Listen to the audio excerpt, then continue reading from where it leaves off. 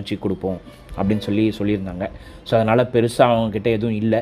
So அதனால் ரசமும் ஆம்லெட்டும் போட்டு கொடுத்தாங்க.